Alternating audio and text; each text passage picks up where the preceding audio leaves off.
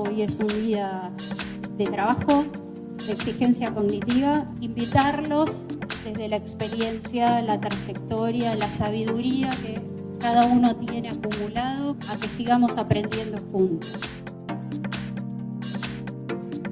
Mi invitación en este rato es a pensar juntos en este gran objetivo que para mí tiene la escuela y sobre todo la escuela pública, que es el de enseñar a mirar el mundo con ojos científicos. En esto de mirar el mundo con ojos científicos, una de las claves que nosotros venimos encontrando con nuestro grupo de investigación, una de mis obsesiones, les diría yo como investigadoras, es mirar con lupa, ponerle lupa a qué tipo de consignas, qué tipo de preguntas estamos haciendo en el aula. Cuando uno pregunta, en general muestra un poco la hilacha, ¿no? De cómo está pensando sobre el conocimiento, de cómo está mirando el aprendizaje del otro, qué es lo que a uno le importa. Y en general, lo que yo encuentro en mis investigaciones y lo que muestran las investigaciones de muchos colegas es que las preguntas en los pizarrones se parecen bastante a esto. ¿Qué es una célula y cuáles son sus partes? ¿Cuántas capas tiene el planeta Tierra? ¿Qué es la nutrición? ¿En qué se diferencia de la alimentación? Son preguntas que en la literatura hay muchas maneras de llamar a estas preguntas, muchas clasificaciones académicas de preguntas, pero un modo muy claro, que a mí me resulta claro para pensar y para diseñar clases, es pensarlas como preguntas fácticas, preguntas que justamente apelan a que se responden con esto que ustedes decían hace un ratito, con hechos, con datos o definiciones. El problema no es que estas sean preguntas que aparecen en los pizarrones, sino que en general son las únicas que aparecen en los pizarrones, a las mayoritarias. La mayor parte del tiempo de enseñanza está dedicada a este tipo de saber.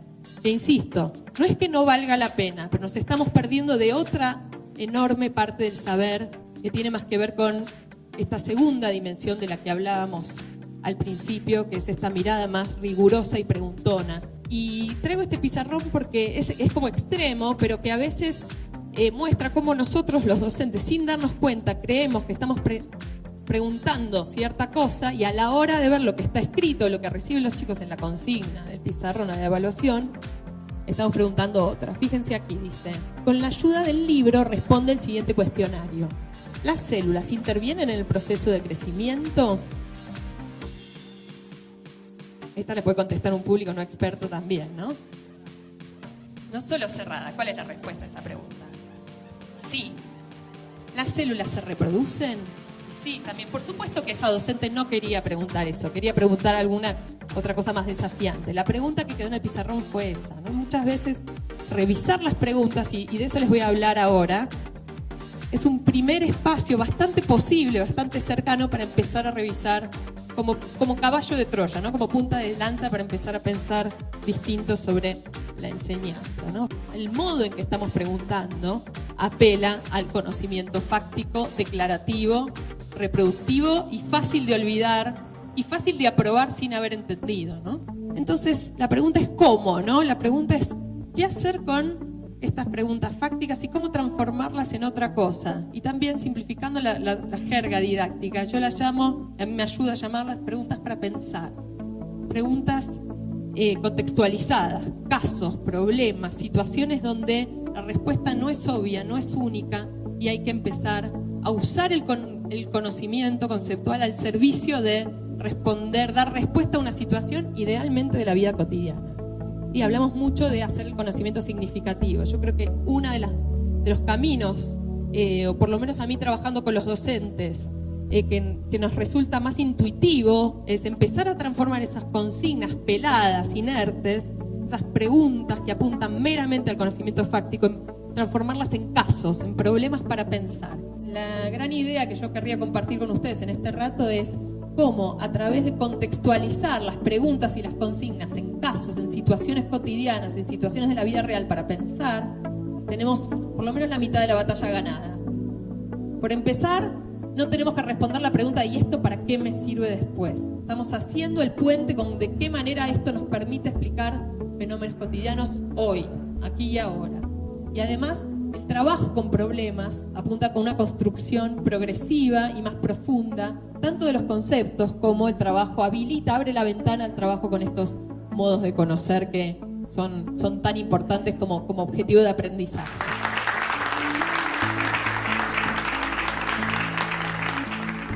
yo humildemente percibo como un problema de muy difícil resolución.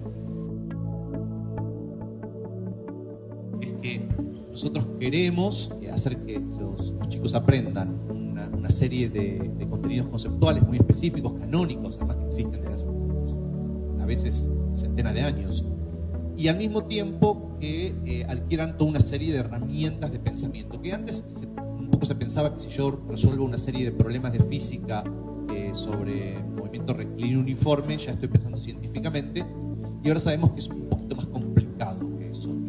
Y por supuesto, uno estaría pensar una posible solución es hacer que los chicos directamente hagan ciencia, o sea, y que en realidad puedan recorrer y puedan hacer los experimentos originales ellos mismos, poner las manos en la masa, ponerse sombreros de corcho y salir de safari y recolectar sus propios datos. En definitiva, sabemos que eso es imposible. Entonces, ¿cómo podemos solucionar este tema? Entonces una de las cosas que a mí más me gusta para hacer este tipo de cosas es tratar de usar la historia de la ciencia. Resulta que en esa época, era la época del virrey Loreto, en un afluente del río Luján, que todavía no conozco, estoy deseoso de ir a ver, así en esas márgenes barrosas, empezaron a descubrir unos huesos raros.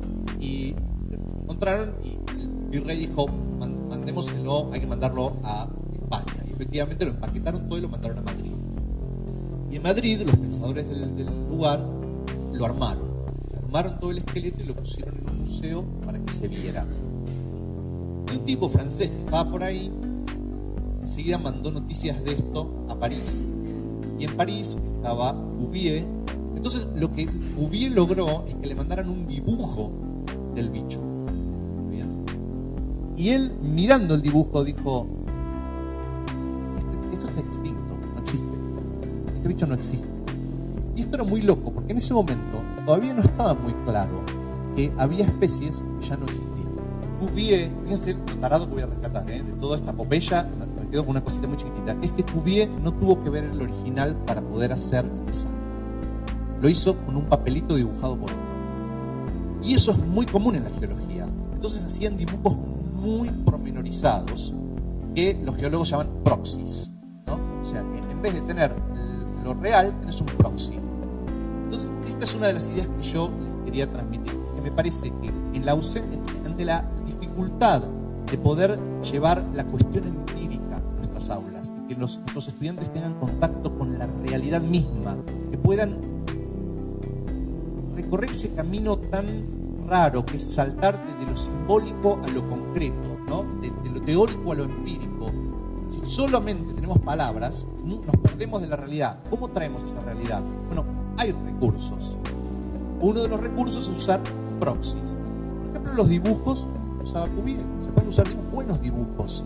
Entonces, en vez de contarles la historia, poder analizar algunas cosas como si fueran frescas. Y yo creo que las viñetas históricas son otro recurso más, otro proxy para estar, en vez de estar ahí.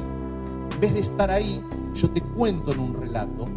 Y lo bueno del relato es que yo puedo curar de alguna manera. Puedo ser como el intermediario de decir qué es lo que me importa, qué es lo que no me importa, qué es lo que quiero que veas y qué es lo que no quiero que veas.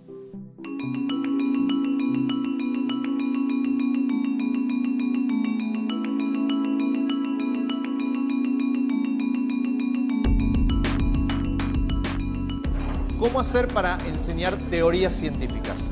Es decir, cómo no caer simplemente en contarles el cuento final como que esta es la realidad, sino mostrar que eso es una construcción. El trabajo es medio denso, o sea, yo tengo las viñetas y lo que quiero es que en grupitos ustedes lean algunas viñetas y contesten algunas preguntas que son como ejercicios. Y que un poco charlemos si les parece que esos ejercicios son adecuados, ¿está bien? Esto condujo a los paleontólogos a observar mejor sus fósiles. Si había existido uno o más periodos glaciales, entonces los fósiles tendrían que mostrar seres adaptados al frío. Lo que plantea el texto es que a partir de las burbujas vos podés determinar que en otros tiempos geológicos hubo otras temperaturas del planeta no relacionadas con la glaciación. Esa es teórica, porque es una afirmación. Es ambiguo, porque también se puede hacer una experiencia. En un principio pensaban que era el agua, la roca que y en la actualidad se confirmó que era el hielo.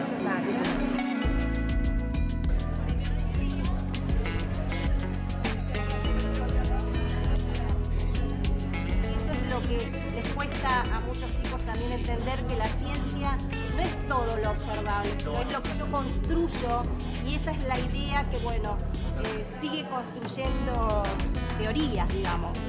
A mí estos encuentros siempre me fascinan como espacios de construcción colectiva, ¿no? de reflexión, de ponerse a pensar con otros qué es lo que a mí me dio resultado y por qué es lo que no, cómo le podemos buscar la vuelta. Queremos juntarnos para, a pesar de nuestras diferencias y nuestras similitudes, comenzar a construir juntos un nuevo camino en la alfabetización de los chicos.